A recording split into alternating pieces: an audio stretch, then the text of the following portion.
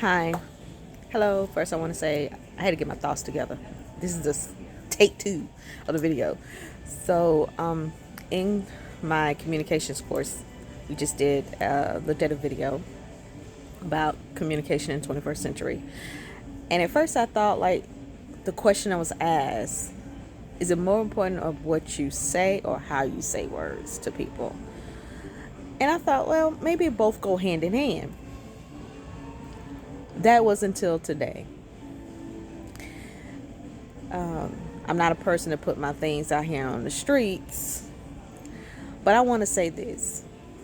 When you're in a relationship and you from two different cultures, it's already hard when you from the same culture, but it's a step further when you are two people from two different backgrounds, two different culture intakes, two different wordings. And I can understand some things that I may say as a Southern Georgia woman from the United States. Those words can mean something differently from somebody you're dating in Europe, Africa, South, Venezuela, Asia. Certain words can be universal, but there are a lot of words that are not. And I noticed as I'm more and more take these classes, I noticed that I have to ask now, what do you mean by that? Or did you understand what I said? And in that aspect of asking the person I'm with, did you understand what I said? I also have to tone down my body language, my nonverbal skills. Because he said something to me today that I really didn't take thought of until I actually had to ask him. He said he doesn't want to get into an argument. And I said, we're not having an argument, we're having a discussion. And I continuously said that, but he kept saying it's an argument. And then so I had to stop and think. I told him I had to ask him, what am I doing?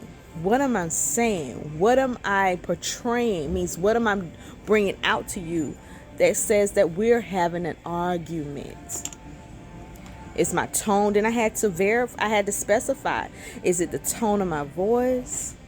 Is it my body language? Is it my eyes? Is it the way my mouth or my face is shaping? Is my skin tone changing colors? I mean, what is it I'm doing to say we're having an argument?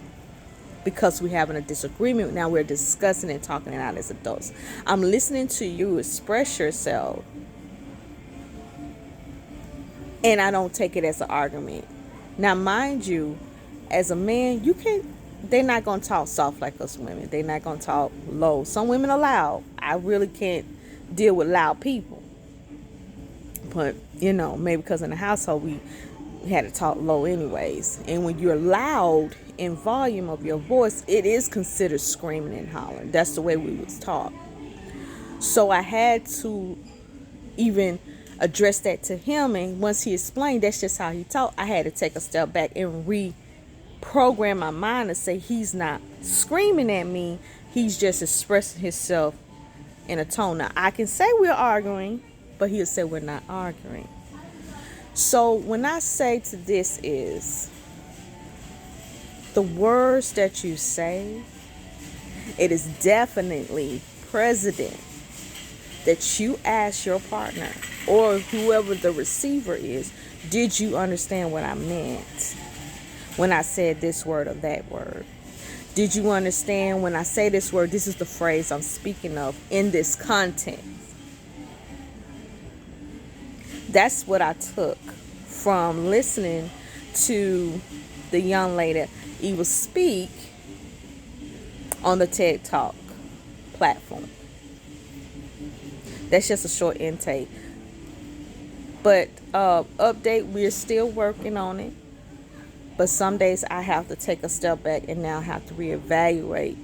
Is this a type of communication struggles I want to continue on?